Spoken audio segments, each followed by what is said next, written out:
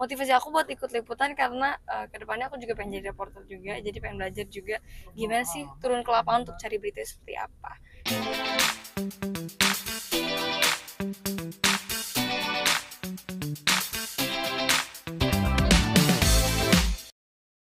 Halo, assalamualaikum. Welcome back to my YouTube channel. It's me, Eka Widya. Oke, dalam video kali ini kita mau liputan nih ke Masjid Istiqlal. Tapi nanti kita mau ajak anak PKL satu orang. Gimana nanti liputannya? Jangan kemana-mana ya. Tetap di It's me, Eka Widya. Sekarang udah ada teman-teman nih.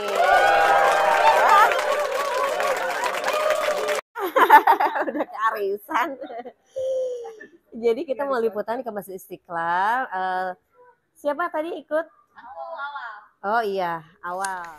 Hai, aku Awal.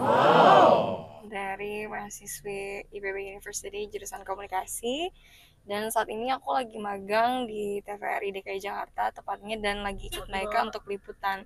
Motivasi aku buat ikut liputan karena kedepannya aku juga pengen jadi reporter juga, jadi pengen belajar juga gimana sih turun ke lapangan untuk cari berita seperti apa.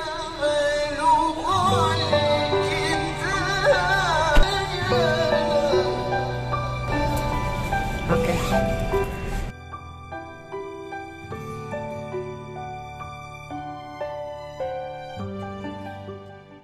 Oke, sekarang kita udah di Masjid Istiqlal. Di sini lagi persiapan ya buat sholat Jumat. Dan gimana sih penerapan protokol kesehatan di Masjid Istiqlal ini? Jangan kemana-mana, terus ikuti seperti apa kita meliput berita di Masjid Istiqlal ini.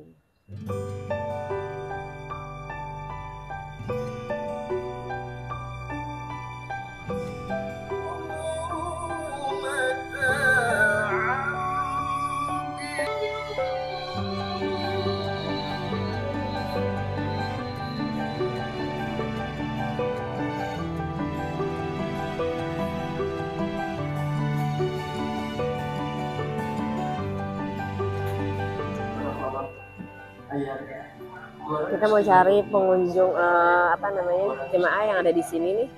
Mau kita wawancara sebelum sholat Jumat gimana tentang protokol kesehatan yang ada di sini. Kita cari salah satu jemaah yang mau sholat Jumat di sini. Ayo, udah mau sholat Jumat. Fuji. Mas Fuji, kenapa nih? Ini kan masih PPKM juga nih kan. Di tengah pandemi ini khawatir nggak sih sebenarnya? Insya Allah nggak apa-apa sih, ya, karena kan Allah yang ngatur semuanya. Nah, kalau kamu kena COVID dan segala macam ya udah pada ruluh berarti. Gitu. Apa yang dipersiapin misalnya untuk melakukan sholat di luar ini? Pakai masker yang pasti, gitu kan. Terus ya bawa sejadah sendiri, gitu kan. Tangan, gitu kan. Kalau sholat kan pasti wudhu dan segala macamnya pasti ada lah ya, gitu. Paling gitu sih yang dipersiapkan. Sama niat yang pasti. Oke, jadi yakin aja ya Mas ya, insya Allah sehat ya. Insya Allah sehat. Terima kasih banyak Mas Fuji ya. Oke, silakan Mas. Jadi selain mereka ikut juga, mereka memahami bagaimana teknik untuk liputan. Mereka juga tahu ya mempraktekannya langsung. Oke, udah. Tadi apa aja pertanyaannya? Pertanyaannya tadi Oke, boleh. Oke, tanya sekali lagi ya. Oke. Dua almarhum Muki Syamsu Budiono di Supomo, Sri Saputro, usia 49 tahun, wafat 11 Februari 2020. Gimana tadi wawancara? Bagi yang membangun phone atau yang dari mereka tadi pertanyaannya udah tahu juga gambarnya seperti apa. dimohon dengan sangat agar jamaah Jadi tidak sudah ada bercakap-cakap gambaran lah pertanyaannya. ketika Tanya nama nggak? Enggak, tapi lupa. Gimana? Oke. Tapi tadi cukup ya, segitu ya.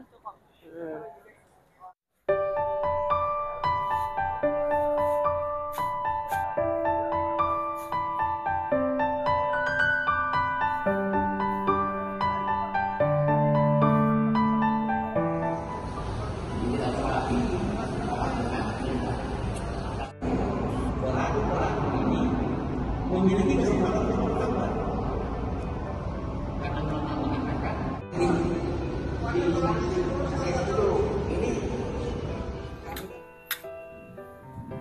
karena udah wawancara jemaah masjid.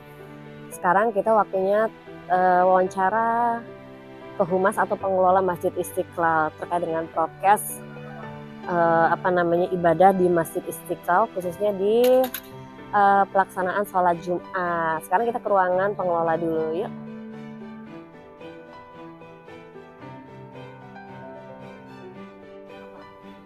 Oke, jadi salah satu tugas bawa tripod. Jadi kalau dulu jadi inget ya, nggak masalah sih kalau reporter bawa-bawa begini mah. Itu namanya solidaritas. Jadi zaman dulu jering, zaman kamera masih gede-gede, kan tripod gede-gede tuh, ya kan? Itu tripodnya segede gaban, gede banget. Dan gue pernah nangis gara-gara suruh bawa tripod sama kameramen. Menurut lo gimana? Kalau yang dulu ya, banget. Berat kan? Berat. Kalau sekarang udah ringan-ringan sih. Kameranya juga kecil-kecil. Jadi memudahkan untuk kameramen ya? Ya, bahkan kameramen kita tolong juga enak ke reporter. Kita udah mau sampai. Oke, kita masih tunggu narasumber nih untuk liputan berita, masih dari Masjid Istiqlal. Kita tunggu karena ini Jumatan, jadi ini baru pada bubar ya.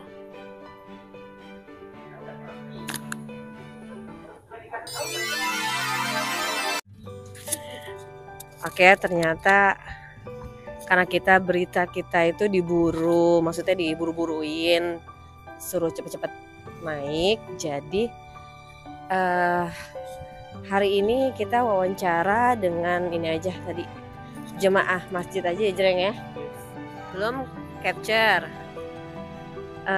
visual, terus edit, terus jadi kita pulang aja.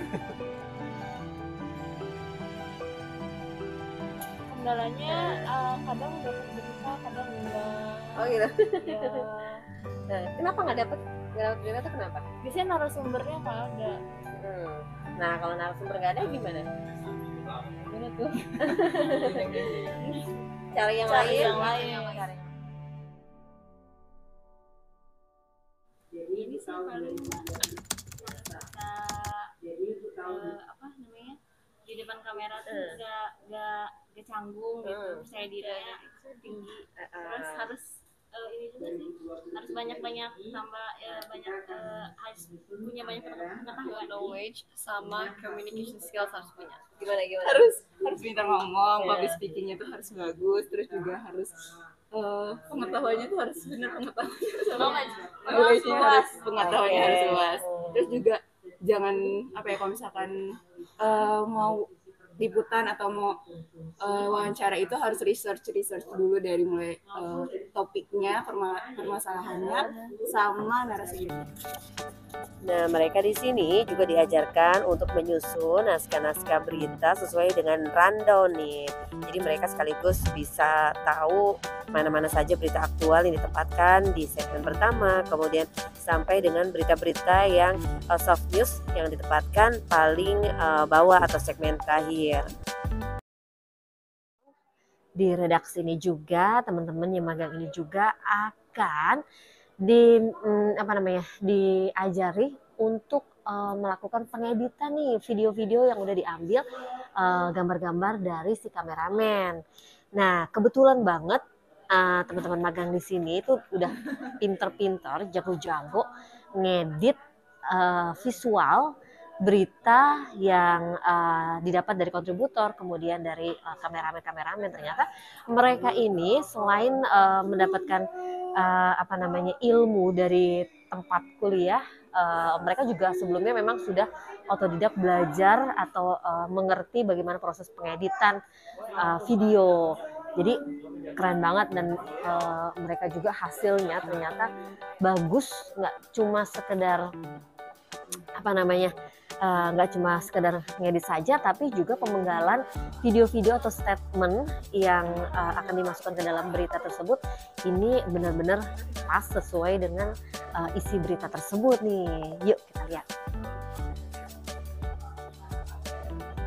Nah, ini di belakang saya nih ada salah satu anak magang.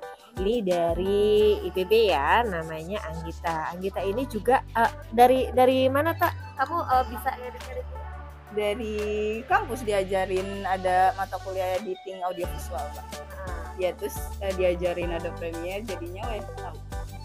Berapa lama butuh waktu untuk bisa menguasai teknik-teknik? Kalau misalkan banyak latihan sih jadi tahulah ya Mbak, tapi ini juga masih belajar, masih basic. Tapi bagus juga nih hasil editan berita kalian ya.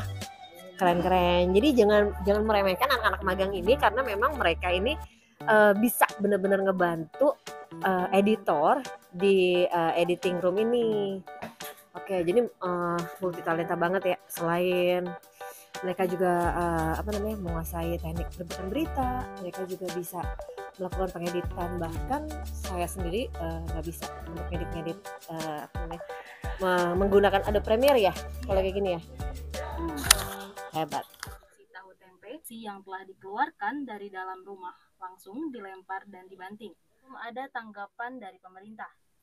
Jika pemerintah belum juga dapat menstabilkan harga kedelai di Johar Baru, Jakarta Pusat. Satu persatu alat produksi yang telah dikendalikan harga kacang kedelai impor yang tengah melonjak tajam. Maaf, jika pemerintah belum juga dapat menstabilkan harga kedelai, para perajin. Oke, gimana nih? Semoga video kali ini bermanfaat bagi kalian ya. Oh ya, jangan lupa like, komen, dan subscribe ya. Dan juga tekan tanda loncengnya nih. Terima kasih. Assalamualaikum.